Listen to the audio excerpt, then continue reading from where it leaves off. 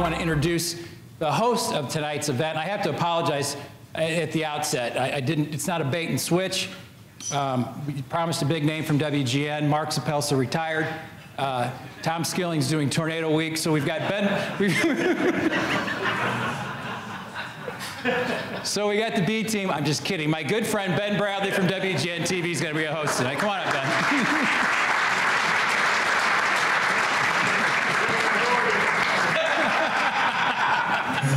If you couldn't hear the heckler, he said you should have brought Lourdes, my co-anchor. Thank you all for coming tonight. This is like church. You guys can respond. I say hello, good evening, good evening.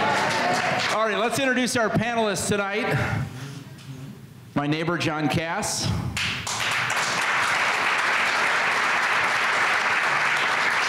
I also live right above the meat market. Kristen McQuarrie, also from the Chicago Tribune.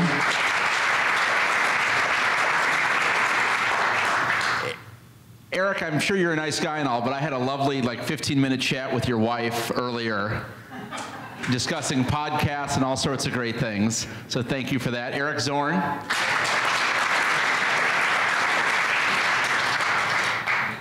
And is Mary here? Or is it just us tonight? All right, well, why don't our panelists come on down? Otherwise, it's just me talking to myself. I occasionally do the Road Con show, and every time I'm on there, I feel like I'm about a half sentence away from being fired. Today we discussed Louis Farrakhan and the time my wife sat on John Edwards' lap, so. It was actually a conversation we were discussing. If I could follow it, no radio producer could have created this. We went from Joe Barrios to Stormy Daniels to Bill Clinton to politicians who were brought down because of sex acts. And I said, oh, that reminds me of John Edwards, who we were at a concert in Rosemont, and my wife sat on his lap. And he was totally, you know, this is great. Until he said, oh, and who are you here with? And she said, oh, my husband over there. He's a reporter. That was like 6 months ago, by the way. So in a Where Are They Now, a guy who could have been president of the United States of America is in Rosemont, and it wasn't even the Allstate Arena, it was like the other Rosemont Theater. So I loved Eric's comment about, you know, the beauty of this is, you know, we can talk, we can disagree without being disagreeable. That brings us to the conversation tonight. And I think, why don't we start with breaking news, right? And let's kick it off with a little conversation about our friend Rahm Emanuel, who has been rightly worked up about guns lately, because that is the conversation of the hour. And this afternoon on our 4 p.m. newscast, we talked about Rahm Emanuel and Bruce Rauner appearing at a press conference today at AT&T. It was some jobs thing, an expansion deal. And Rahm conveniently tells the reporters, I have a letter signed by all 50 Chicago aldermen for the governor, demanding that the governor take a stand. Let us know where gun control is. And shh, reporters, I'm gonna put that letter on the podium where the governor and I are speaking. I'm gonna leave him that letter. And then, of course, afterwards, Rauner says, I don't know, I didn't see any letter left for me. So they're essentially passing notes in class, except for somebody didn't get the note. So who wants to start with this whole idea that here we are, a week and a half away from the primary, Rauner's backed into a position. Does he take a position on gun control? How does that work for him?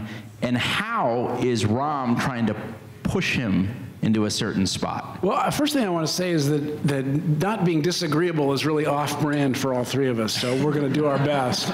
But clearly, Rauner doesn't want to take a position on some of these gun issues yet, because he's feeling this pressure from his right flank. So that's what this whole thing is all about. Emanuel trying to force Rauner again into taking a position that's not far enough to the right for his base voters, for the base Republican voters. I think actually the gun legislation that moved in Springfield this week, by the way, I think they're only in session this month for like 4 days. So it's not like we're in a budget crisis or anything. Don't worry about it. We got it. I'm not joking. Literally, I've been in Springfield maybe 4 days.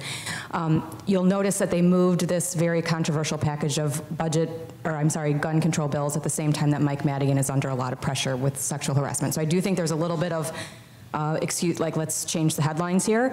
And then lastly, I would say that I have no problem with him taking a little time to review these bills. We're talking about almost creating a new oversight agency in state government, an agency that already can't regulate what it's currently regulating, to start regulating gun shops, to ban bump stocks, to create new age requirements.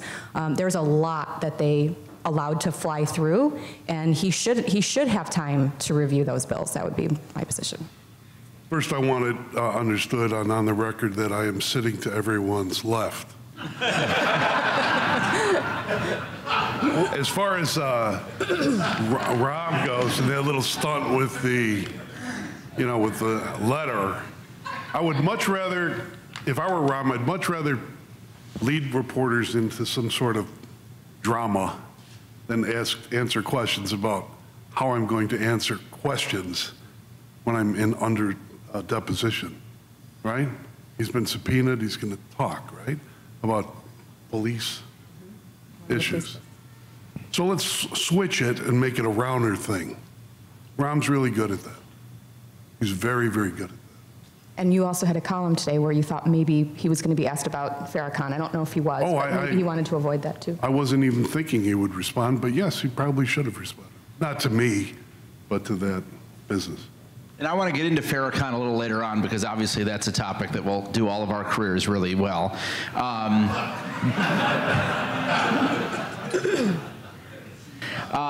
But the move from Rahm seems Madigan-esque, if you will, which is float some legislation, back somebody into a corner, make them make a politically unpopular or popular, depending on your perspective, decision right before an election. It's about controlling the debate and controlling the discussion. That's what he's about. He's really good at it. He's been doing it. He's been governing that way since he's been elected. I don't see any difference in it. I mean, is he trying to put Rauner on a spot? I mean, Rauner's already gone. He's already got Jeannie Ives breathing down his neck. What is he going to do now? Satisfy Rahm's every gun control wish? I don't really see that happening. Given that he's been in office now for 3 years plus, he should have positions. I mean, I agree with Kristen that these are issues that need to be thought through, but he does seem to be trying to punt and waiting for the general election. Yeah, that's the thing. It's a punt, right? It's, oh, well, let's see which bill, let's see what, the debate over guns is not new. These are not new positions to be carved out. Kristen, you took the breath, which tells me you have an opinion. For him to sign these bills right now under pressure, no, don't cave. These are really complex pieces of legislation. I realize, like I said, they drove these through on a moment's notice because there's a lot of public pressure, of course, but absolutely not. He should not. He may end up signing most of the bill or maybe mandatorily veto parts of the bill. But under no circumstances should he sign something that is sent to him under these circumstances. This is what they're trying to do, is put him in an uncomfortable position. Right. He's actually trying to govern, and you have, under the Constitution, 60 days to review a bill. So I think it's 60 days. He should review the bill. Again, I think it was a stunt, but it was wrong. I guess they're not going to share, $1,000 bottle of wine from that. Well, you brought up Madigan's, the other cloud hanging over Madigan, and that led me to a thought I had today, which was two things that I can't believe we're talking about in the news that occurred to me in a week, which was Mike Madigan and sexual harassment. Sorry, I shouldn't laugh, but I can't really think of when you put Mike Madigan. Well, and then sentence, sex never. Well, that's exactly my point. Right? Well, no, I'm sorry. He does love apples. Disrespect. Followed up by, I'm walking by CNN today, and they've got Sarah Sanders' press conference, and the lower third graphic, the Chiron, says, White House press conference as porn star sues president. Yeah, great. At what point does the bizarro world nature of all that's going on do damage? And by that, I don't mean, does Trump do damage or do the Democrats do damage? I mean, by the entire sideshow. Because we don't talk about issues, right? We talk about porn stars, and we talk about letters left on podiums, and we... I don't know, CNN sent a whole crew to Thailand to find a sex coach in prison, right? Are you kidding? I mean, really? Okay.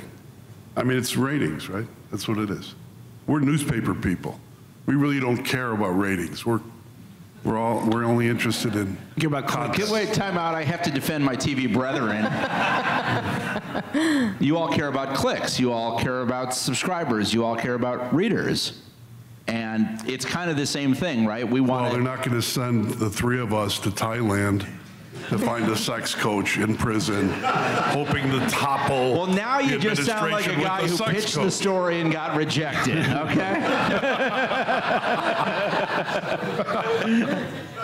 I do want to get into the whole TV print thing, because it's my favorite thing to debate with Cass. Save that for later when we're really drinking. But your question was whether this is going to impact Madigan and his... No, I guess it's you know, as we talk about all of these other issues in Washington, beyond the big issues facing our country, in Illinois, the big issues facing our state.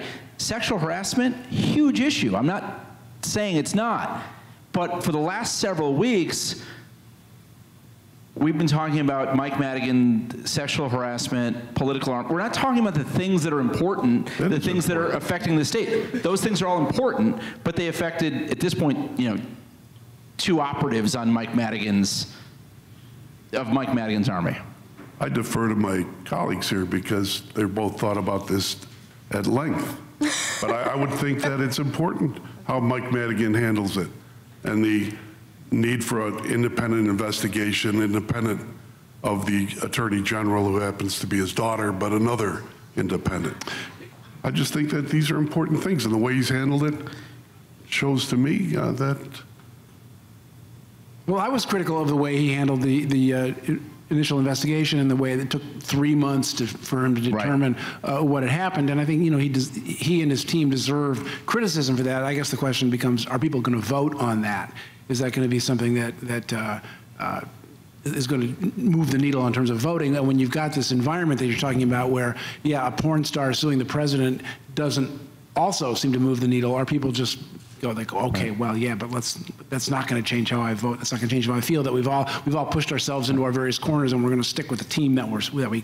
And my point was only, you know, Kristen, you and I have talked about this countless times over the last couple of years, and that is there is really one issue facing this state, one issue for our health, our viability, and that's the budget and pensions and our inability basically to have a functioning government. It seems to me everything else, while important, takes on a different role. Everyone's happy to talk about other things while we're not talking about some of the big issues. You're looking at me very skeptically. Oh no, that's just that's my resting bitch face. That's my normal face. Don't be offended. We had an editorial board meeting once with a high-ranking city official, and 15 minutes into it, he looked at me and goes, "Is that her real face?" Yeah, it is. I'm just concentrating. No, I agree with you, and I can kind of only speak for my section. I don't think we've spent a whole lot of time digging into the sexual harassment claims. We have taken Madigan to task because if you want to talk cover-up, that's sort of what it looks like. He really only talked about this and came clean when it was clear that the Tribune was about to break a story about this campaign worker. But in terms of budget and pensions, I mean, you don't want me to go on for 3 hours, right? Yeah. But yes, that was to my point earlier that the legislature's not even meeting. We passed a huge tax increase in July of 2017 with absolutely no reforms.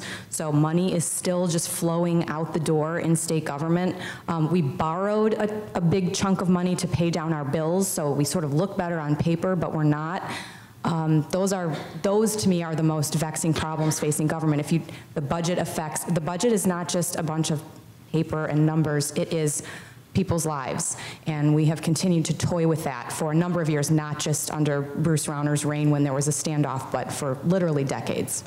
Well, we are a little better when we borrow money to pay our bills because we can get much better interest rates than we do when we have those overdue payments. I mean, the thing is that when you're late on payments to state vendors, you pay an enormous penalty, and that was one thing that was driving the budget thing. Susana Mendoza came out with a report saying that we were spending like $1 billion a year on late payments. So if you can cut down those, it does make sense to borrow. But overall, yeah, I understand your point. It's insane that that we don't pay our bills on time. That it is just the norm of Illinois state government. Other states do not work this way. Indiana, they pay their bills every 30 days.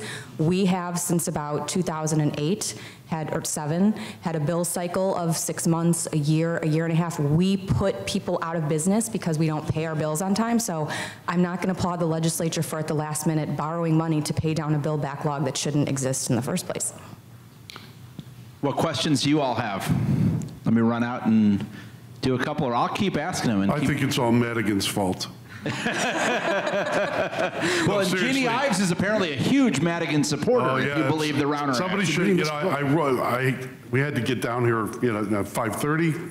Tracy wanted to make sure I was here at 5:30, so I had to rush. So knowing Pat was here, I called Jeannie Ives for a quick interview column. So that was Pat. Just to get under Pat's skin. But yeah, I asked that question. Go on. I'm sorry. No, it's a good question, though. These attacks, back to Bizarro World, there's a Joe Barrios ad where he's talking about passing, assault rifle legislation. You're the Cook County assessor. What else is he going to say? Come on. And Bruce Rauner is running ads saying Jeannie Ives is sympathetic and a defender of Mike Madigan. It's a lackey. She's a lackey of Mike Madigan. Does this stuff work? I think it does work. Well, it doesn't work in this room. Does it work in the real world? It must. It baffles me because the natural attack on Jeannie Ives is that she's Alan Keyes reincarnated, right? Or I guess he's not dead yet, but she's just another. He's dead to Illinois politics. She's way too far to the right to win the general election in Illinois. But he's giving this because the only thing, I think Rauner's failed just about everything he's done, but the thing that he has succeeded in is he's driven Mike Madigan's popularity numbers even further down than his own. But Mike Madigan's popularity numbers don't matter. No, they do matter because the entire campaign this year is going to be every candidate is going to be hyphenated with Mike Madigan. If it's Pritzker, it's Pritzker Madigan. Somehow, if it's Kennedy, it's going to be Kennedy Madigan. Madigan it seems to be Rauner's entire reelection strategy. And I think that it plays. I hear from people all the time. I'm sure you guys do too. People are really angry at Mike Madigan. They blame him for just about everything. But is it right? As Rauner does. Is it right? Is it right? And is it worthy of a governor who wants to lead the state and put his party back together, assuming he wins the primary, which I still think is in doubt? Is it right to do what he's doing there? I was there. We were all there. We all saw it. Jeannie Ives did not, in any way, shape, or form, come off like a Madigan lackey. But he's got the money and a very good ad, and he's not getting called out on it. Now, politics ain't beanbag. It's part of the deal. But putting the party back together after this, assuming he wins, which again, I won't assume it, it might take longer than a unity breakfast, couple eggs Benedict. Let's tell some Judy Bartopika jokes and then get back. It's not gonna, I don't see that happening. I'm too cynical because I've seen too many ads. So I was there. Jeannie Ives was not a Mike Madigan lackey. She was trying to ridicule the governor because that's his only response to everything that's gone wrong, including things he actually did wrong himself, is to blame Mike Madigan. It's silly. We wrote an editorial about it. But in terms of using her own words in an ad, I think is fair game. I've seen so many ads from both sides of the aisle that are just absolutely erroneous. There are lawsuits filed back and forth every campaign season. Right. Madigan has accused Democratic candidates running for office of being sex offenders in order to get his Democrat elected. So, I mean, in terms of offensiveness, that one did not register to me as highly as what from what I've seen. Even though you were in the room and know the spirit of what she was saying and have heard time and time again, Bruce Rauner, every question, for those of you who don't get the chance to ask him questions, every question, the answer is, it's Mike Madigan's fault. No, she still said it. She still said, there you go again, calling Madigan a crook. That's not a way to negotiate with, and we... Which is totally true, right? I mean, it's like he comes into office, this businessman who's never answered to anybody, and he thinks the way I'm going to exert my will, I'm elected the narrow majority. I've got, at the time, super majorities in both houses of the General Assembly against me. The way I'm going to work my will is I'm going to insult Mike Madigan to success. That was his strategy. I think you should have insulted him because the guy's a king and this is a republic. But you're a columnist, John, and that's what we do. We insult them, but you've got... I'm not trying to insult him. Actually, of all the people in government, I think I respect Mike Madigan the most. He is the most, seriously. That's going to be in a campaign ad, by the way. Okay, you just ended your political career, John. Yeah, it's over. And I purposely, he's the most disciplined, hardworking, strategic thinker I've ever seen, but and he's prepared. But Bruce Rauner told the people of Illinois, I think, the main truth here. This guy controls the legislature, controls the news flow, he controls almost everything about it. And if you vote Democrat, it's just simple. In another state, it could be a different deal. In this state, the way it is here, if you vote Democrat for a state rep race, you're voting for Mike Madigan to be the boss. It's really that simple. There's no other way around it. Maybe someone could convince me there's another way, but that's how it works. Well, I think coming in, calling Mike Madigan a crook, which is what Rauner has done, and not trying to work with him to advance parts of his agenda was not a recipe for success. And Rauner's 3.5-year track record has shown us exactly that. He's gotten basically nothing. He's 0 for 44, as Jeannie Ives points out, with his turnaround agenda. And part of it is because he doesn't know how to negotiate. He doesn't know how to bridge the gaps. Now, you look back at the last 3-4 decades in Illinois politics, and you realize that Mike Madigan has been there, but Jim Thompson is the guy who instituted the 3% compounded COLA for retirees that's giving us all this problem. Jim Edgar's the guy who gave us the Edgar ramp, which shorted pension payments in the early years and loaded them up in the late years, which has given us this incredibly huge pension backlog that we have. Jim Edgar's a Republican, Jim Thompson's a Republican.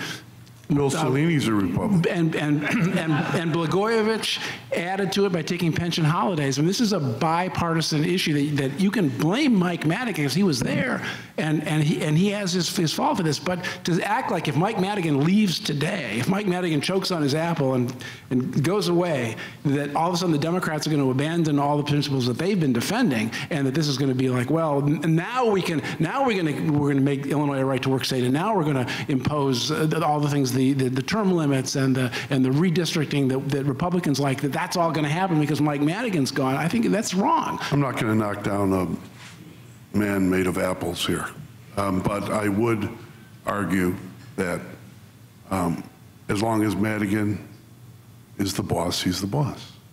And if you understand that, you understand how Illinois is. I would add too that, and I have to get in the weeds because that's what I do, but yes, the 3% compounded COLA was a ridiculous and overly generous and unaffordable perk, but it took the Democrats until 2013 to float an idea up to the Illinois Supreme Court to find out whether they could somehow undo that, to find out whether it was constitutional or not. 2013. So over the course of those years, they've unfunded liability from the time the Democrats in the pension funds and the 5 retirement funds that the state oversees, from 2002 to when Rauner took over, that unfunded pension liability went from about $40 billion to $100 billion. They skipped pension payments during that time, They passed unbalanced budgets. They were spending $670,000 on things like copper doors for the state capitol and fancy stone urinals in the men's room, and not funding. Those were very nice, for the record. Just, I'm in my moment here, Ben. Oh, sorry.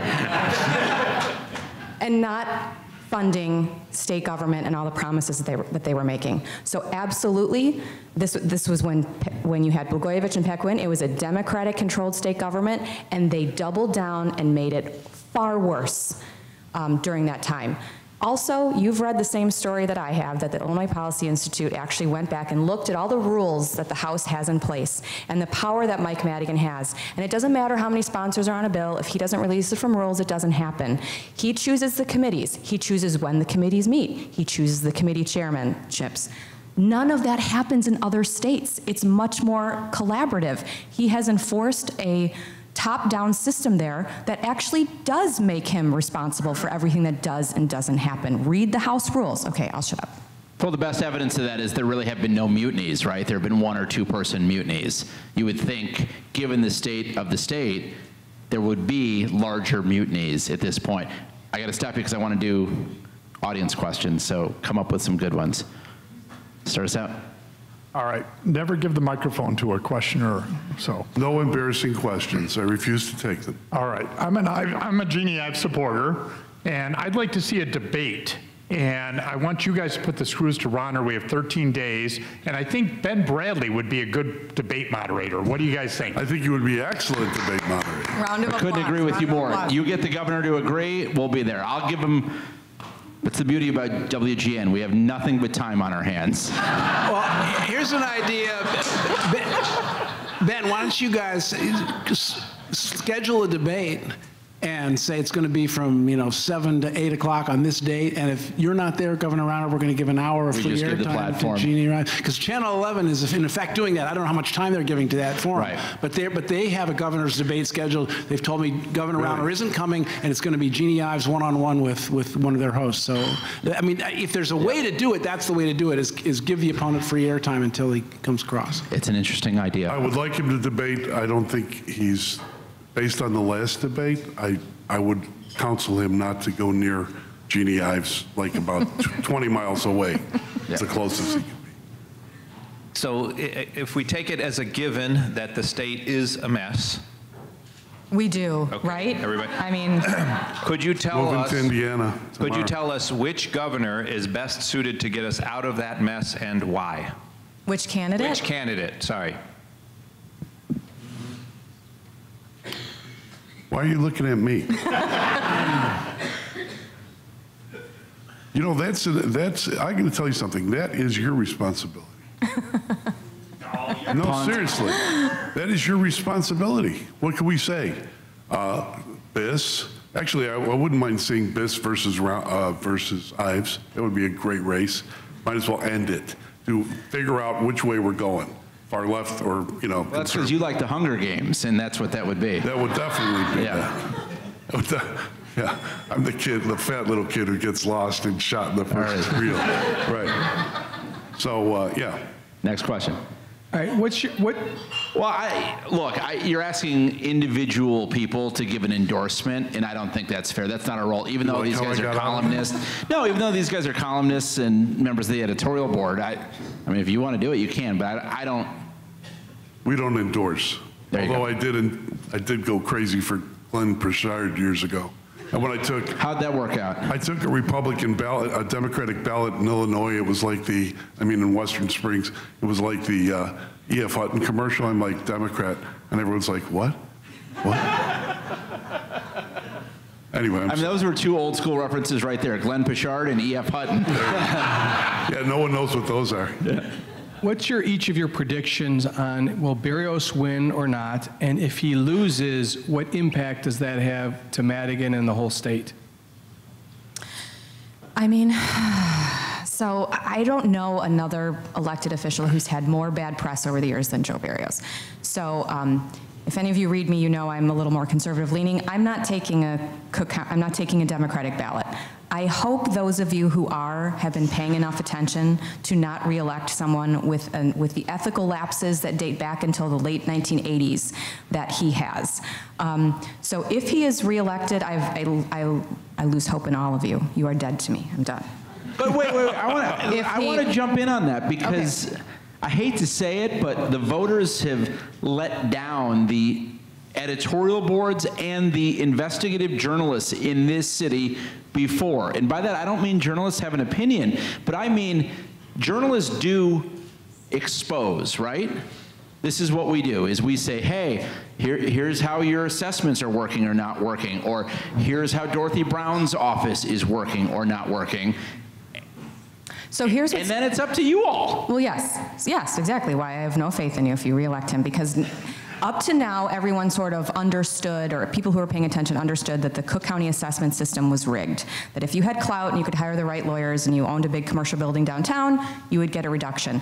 Now we have the data to prove it, because the Tribune, and then followed up with ProPublica, did a whole expose matching all the numbers. An independent investigation has determined the same thing, that you have low income and minority communities subsidizing basically the tax burden for wealthier ones. So if you guys want to re-elect that, I just think it's huge hypocrisy for a party that claims to be the voice of the middle class. Yeah, I think about how Kim Foxx beat Anita Alvarez, and people were telling me before that election that, you know, Anita Alvarez is backed by the Democratic Party and she's the incumbent and she's going to win, and Kim Foxx is an outsider, talking about the problems that Anita had, and she clobbered Anita. And I think voters were aware of that situation and voted accordingly. And I agree with Kristen totally about this, and I would hope that voters, and I think that they will, elect Fritz Kagi. Scott Yanover, the impact is, by the way, very good question, Scott. The impact is that in reality, politically, Joe Barrios is not a phony, okay? I don't know if you know him. There's nothing phony about the guy. He's a minion. He's a guy who started out in ward organizations, working his way up. He's the guy who ran errands. He's the guy who did all that stuff for the boss. Who's the boss? Okay, you know who he is, all right? Tony Danza? It's not, no, it's not even Jimmy DeLeo. It's Mike Madigan. And so he's the Cook County Democratic chairman because he's Mike Madigan's guy. That's what it is. Now, both Eric and Christian have made excellent points on this. I'd just like to say, you know, yeah, if he's elected, I mean, the system, the guy who pointed out on the Democratic side that the system was rigged and wrong is Chris Kennedy. That's the guy who pointed out that Madigan's making a fortune. I mean, we've all done it. Eric's done columns on it. Kristen has written editorials on it, and the editorial board and columns, and so have I. Yeah, but Kennedy, a Democrat, pointed this out, that Madigan's making a fortune as a property tax reduction attorney in a system that's rigged with his guys elected as assessor. I think Kennedy deserves some credit there. I do. All right, let's go to our next question. In this era of girls around the world, should, and I stress should, Jeannie Ives win the primary, how do the dynamics change in the general for the Democratic candidate? Did you say in the era of girls around the world? Love that. Well, so I don't think she's really running on the whole Me Too girls platform. In fact, there were a lot of people, early on there was a website, I don't know if you followed, but it was like, why isn't there a woman running for governor? There is, she just happens to be on the conservative side, and so she was sort of ignored for a while. But I don't think she's really running on that platform. She's running on what I think women voters actually are looking for: economics, policy. She's not trying to get the suburban soccer mom vote. That has always kind of bugged me, that women sort of get compartmentalized, like we're only going to vote for pro-choice, moderate women with the pink hats. I mean, we care about jobs and the economy and out-migration in Illinois and debt and all that stuff too. So I don't think she's going to appeal to that base really at all. I think she's going to appeal to the really motivated, hard right primary voters who do turn out on the fact that Rauner did a lot of things that he said he was not going to do. So I don't know, did that answer your question? Okay. I was looking more in the general, though. Should she win the primary? If she wins the primary, I mean, honestly, I think that's a really tough climb. It's a tough climb for her to win the primary. It would be an extremely steep hill for her to win the general. It just is. She's on record as on some social issues that's the reason we didn't endorse her, that are just too strident for, I think, the general populace. But I still think there's that fraction of the Republican Party, and probably Democrats too, where they're not just voting for who could win. They're voting their heart, their someone who they really believe is going to carry the mantle for them, regardless of what happens in the general. I don't see, I see Rauner having trouble winning the general without the conservative base. And you never know what'll happen in the general if Gene Ives wins. Again, I'd like Gene Ives versus Biss. I think matchups, Kennedy would be tough for Rauner. Rauner is well suited to go against Berrios if he does the plumber butt crack commercial that I've been telling Pat Brady to put together for a long time. And eventually they will. All right, let's do another question. Hi. In the past, Mike Madigan has ruled his Democratic legislature with an iron fist.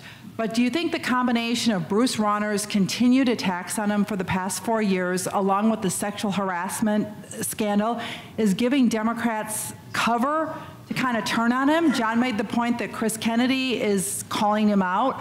I live in Glenview, and I had the 2 Democratic female candidates for state legislature to replace Laura Fine both come to my door, and they both made the case that they were the anti-Madigan candidates.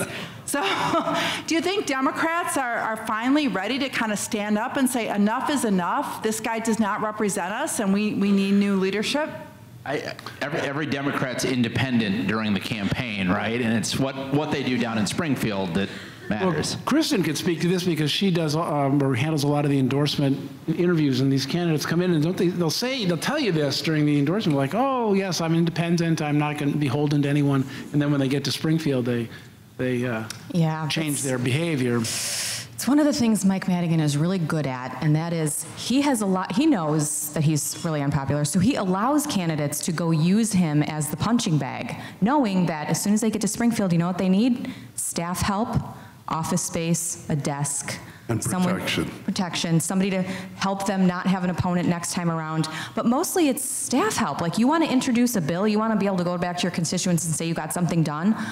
You can't do it unless you have his help. So, I mean, just real quick, I mentioned earlier a candidate who Madigan basically accused of being a sexual predator in an ad when he was running for office. He's now, it took like, I don't know, 1 year, and he's right in Madigan's camp. So to your question, Ann, I'm really sorry, but no. I'm going back to John's earlier statement. If you want to remove him from power, you have to not give him as many seats, regardless of what they say at your door. But that said, isn't it time? I would think that Madigan, is he 75 now? Yeah. And if he looks at the polls, he's polling, you saw the poll that came out, was it earlier this week or last week, where he's more unpopular than Rauner and Trump in Illinois. And that he is going to be a drag on Democratic candidates this election, a huge drag, because as I said, Rauner has failed in a lot of things, but he has succeeded in dragging Madigan's image down, his reputation down, and I would think that this would be an excellent time for him to retire. I don't understand exactly what he's hanging on for. Well, you're forgetting the point, though, that he was willing to hang on at the cost of his daughter running for governor. You know why he won't retire? Same reason why Eddie Burke won't retire. Okay? If they retire, they're just 2 75-year-old Irish guys with a lot of money. All right?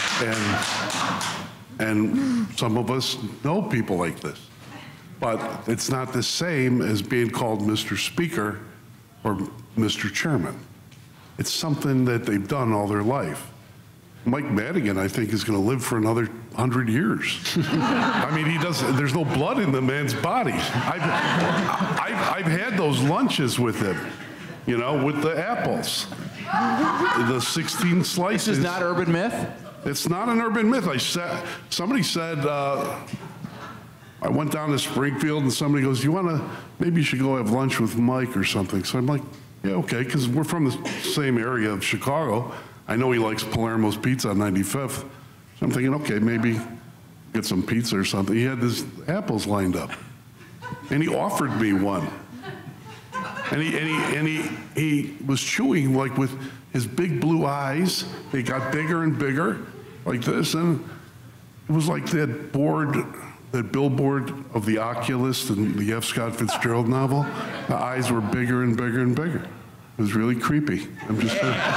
Now, in Mike Madigan's defense, I'm not I have to say there's at criticizing least the man. He offered me a slice of apple. there's For at what? least a 50-50 chance he did the whole apple bit because he knew it was the stuff of legend and would get in your head. Because he knew that I would mythologize and rap about him, Homerically, so that he might be a god of Illinois.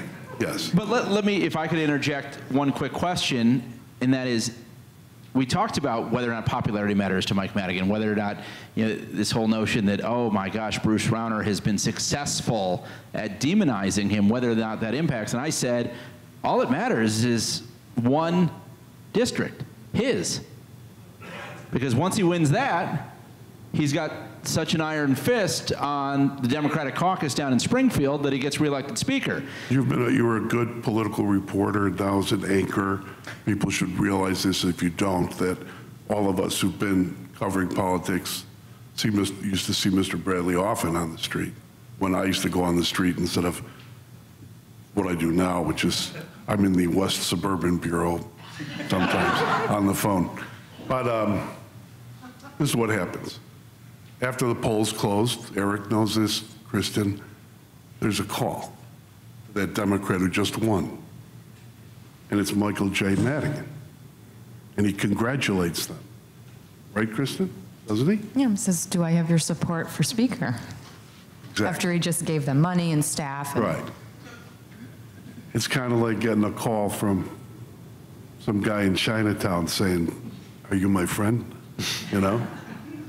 Something like that. There's only one answer. Yeah. Si, signore. In Chinatown? Didn't quite work. I don't want to explain this whole, if I got to explain to you guys about this, then forget it. You've got a question. Yeah, just a quick one. This is fascinating to hear. For someone who's not from this country and has been in Chicago, it's always kind of an adventure seeing what goes on in the political world here. But how did it get to this point where this guy has such a lockdown and you say you vote for Democrat, you vote for Madigan? How did it get to this point? Patrick Quinn. And how do we get out of it? Patrick Quinn. What does that mean? I mean, I I'm know it talking is. too much. Let the others talk. Go ahead, Patrick Eric. Quinn, though. Go on, Eric. How did it get to this point? Well, as has been said up here, he is very good at what he does. I mean, he's very good at he's very controlled, and he's just good at what he does. And we don't have legislative term limits, which I think would be legislative leadership term limits, which I think would be an excellent idea. And so when you're good at what you do, and you can talk about whether he's good for the state or not, or whether he's good for the Democratic Party or not, but he's certainly good at keeping his own caucus in line. And when you're that good at that, you can hang on to power for an awfully long time. And apparently, It's like Survivor, the TV show, the words in the title, outwill, outlast, write the rules. Where does it stop, though? I mean, in my 6 years here, I see a beautiful city, very high taxes, huge tourism, a lot of big business. I mean, everything that would make a municipal entity function fabulously is absolutely not the case.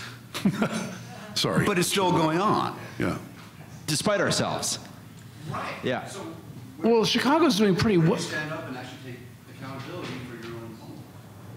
Well, I mean, Chicago is actually doing fairly well. I mean, That's his point, is I'm not, is that, we could be doing even better despite ourselves. I get the passing of the Right. buck of all, down Yeah. the road from the previous mayors and all that. Right. But on the state level is where I'm going, not Yeah. the city, the state. I mean, because most of the people in Chicago and stuff. I mean, so again, Mike Madigan is very smart in that he's not electing dumb people either. He's electing men and women who campaign well, who say the right things, who say the progressive mantra. They're for a minimum wage hike. We need a progressive income tax.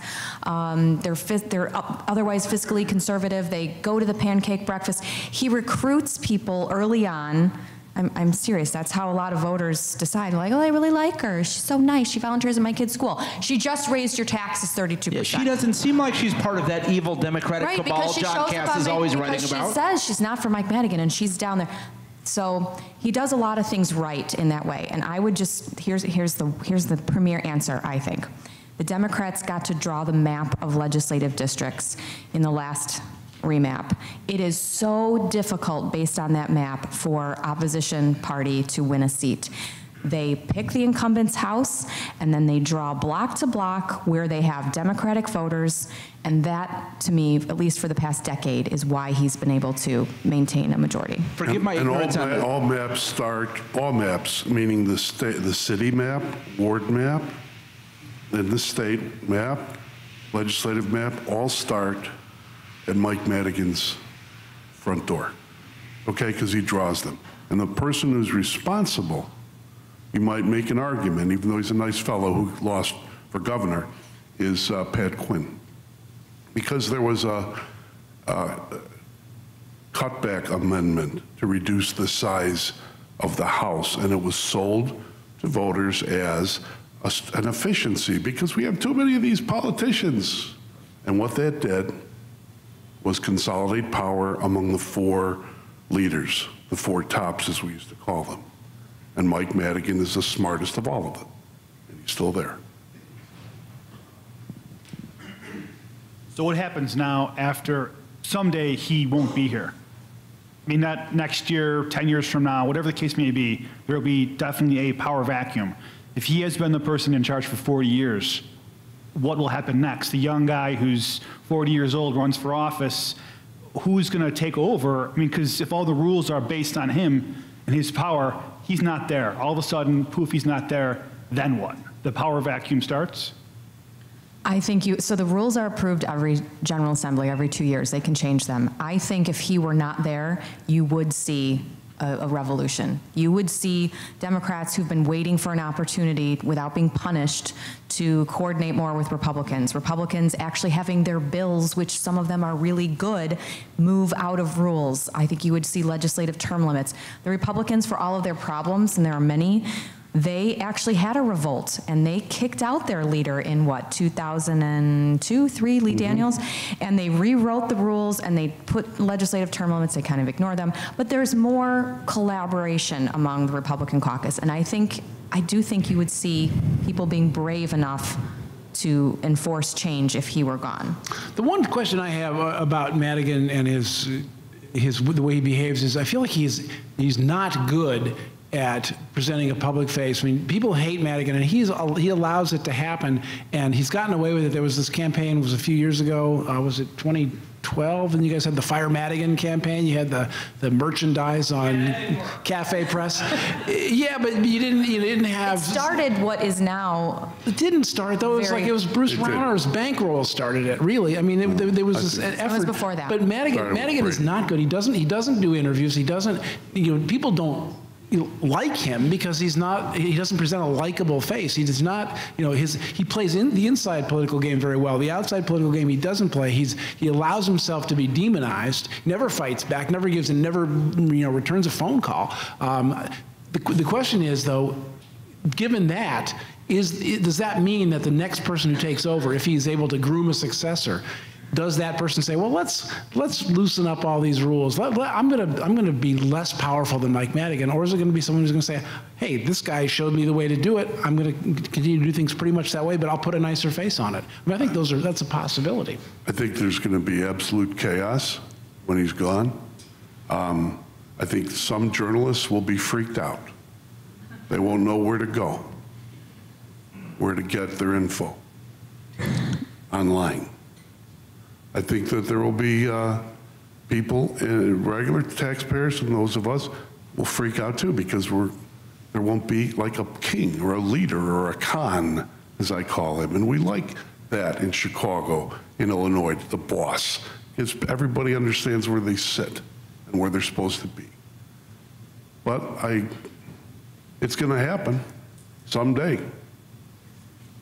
Moderator's prerogative, real quickly. I wanted to get to, we talked about Louis Farrakhan because I read Cass's column earlier. I know Jake Tapper at CNN has been talking a little bit about it. I don't want to get into the weeds on who Louis Farrakhan is. We know who he was. We know what he says. Great calypso singer in his time. I'm just saying. On the advice of counsel, I won't comment. Calypso Louis, that's what he was called.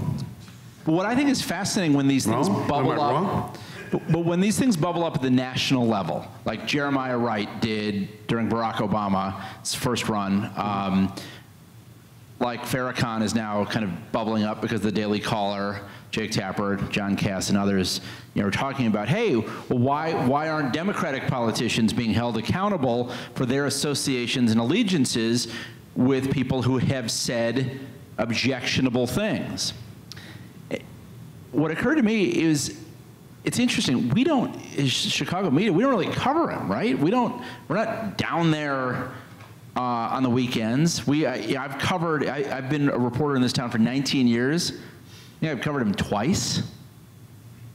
And it's interesting to me how some of these local characters, obviously Farrakhan's got a broader appeal, but how these local characters, how we treat them as opposed to how the national media sees them. Because if you listen to the national media debate, it's how come these people aren't being held accountable for their associations? Are we, as the local Chicago media, failing?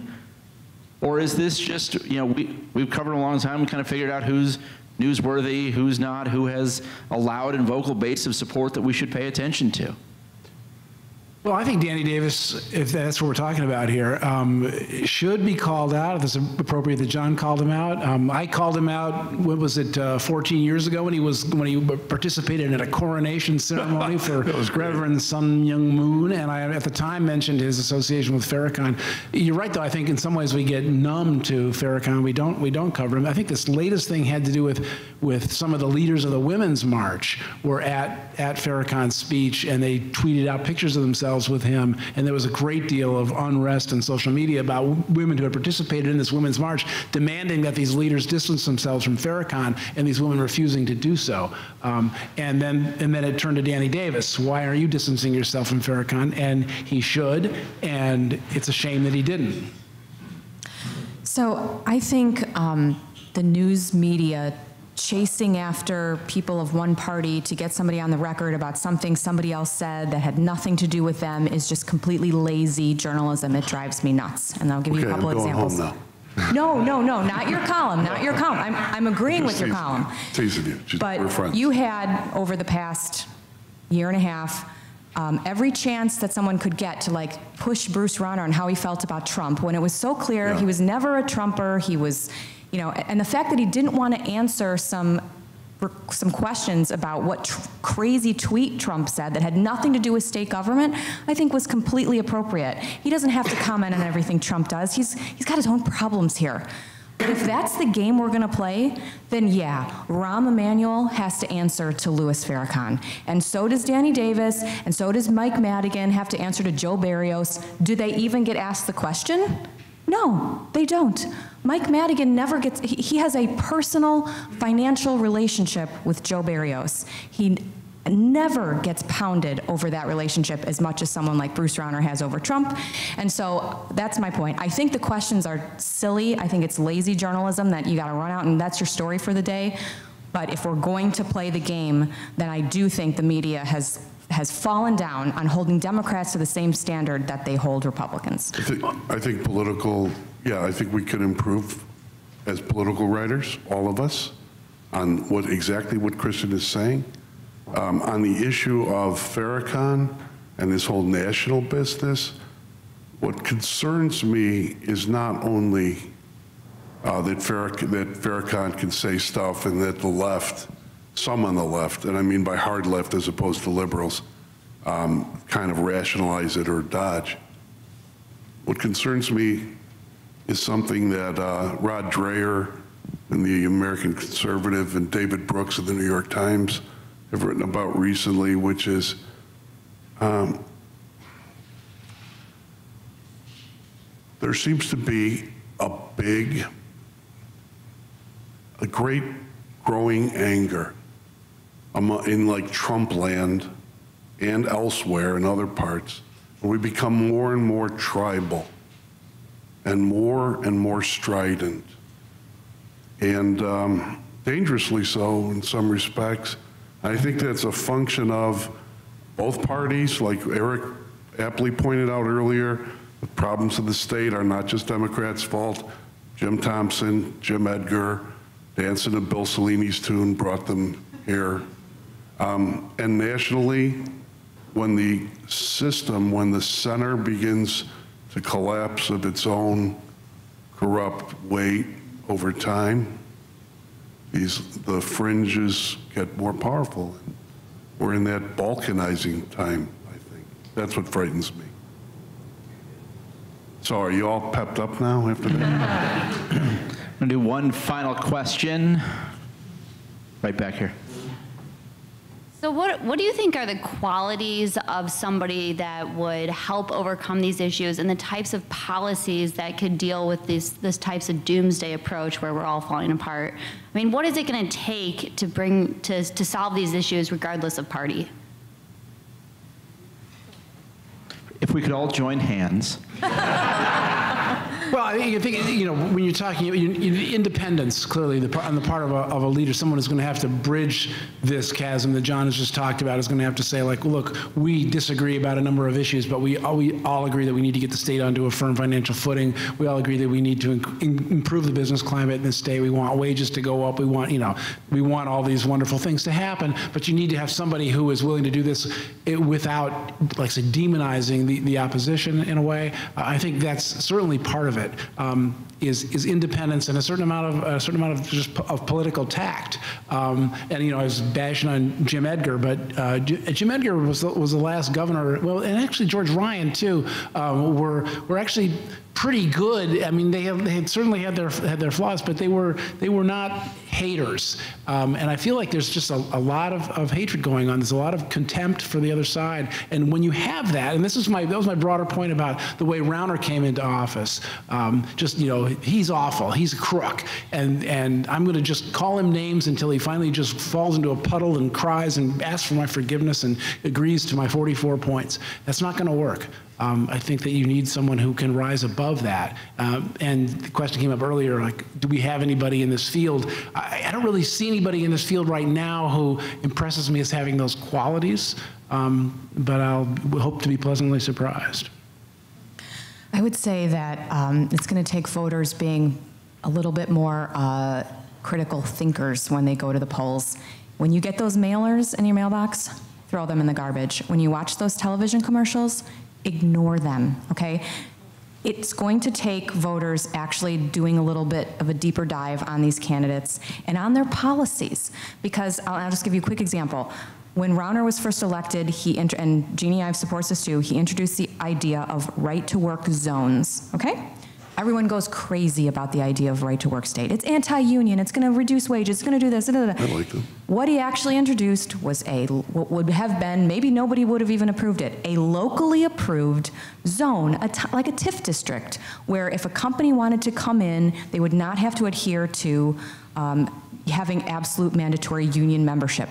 Why in this state, in places like the southeast side of Chicago, the south side of Chicago where I live, and the west side of Chicago, would we not actually entertain the idea of that when the local alderman would be able to sign off on it if it actually came to fruition? Instead, we get completely worked up that, this is, the unions say this is bad, so we say this is bad, so this person is anti-union. You have to dig a little deeper into what the policy positions are, I think, in order to improve our state. Some of the ideas on Rauner's turnaround agenda were not totally crazy. They could have been workable, and they should be tested in places of the city that are struggling. So that would be my example. Throw away the mailers, don't listen to the ads, do your own independent research, and start electing people who are willing to not be status quo candidates. And then maybe we can turn the tide. I just want to correct an impression that I left earlier. If you think that I'm advocating that we all like sit in a circle and pass a talking stick, or whatever that is when the kids get to talk first, no. If the fighting is good. And I'll tell you why. Because the state's going to hell, because your kids are going to leave and not come back, because your home is going to be, you're going to lose your home, or the taxes are going to be so high, it's going to, I mean, we have no idea what's coming. So you might as well fight for it. Now, it doesn't mean you have to be disagreeable, right? But be clear on what you think you want. And don't get spun by people who are going to tell you, and I'm not saying anyone here is doing this, but out there in the political world will say, just sit down and we'll let inertia take its course. Well, inertia has led us into, so for that reason, I'm glad that Bruce Rauner brought the fight to Mike Madigan, because it had to be done. Now get out there and fight, everyone. Sorry, just joking on that. And the first person who gets a mailer with the John Cass quote, loving Mike Madigan, please send it to me, because I'll do a story on it. It'll start the whole cycle. It'll be great. I love that guy. How about a round of applause for our panelists?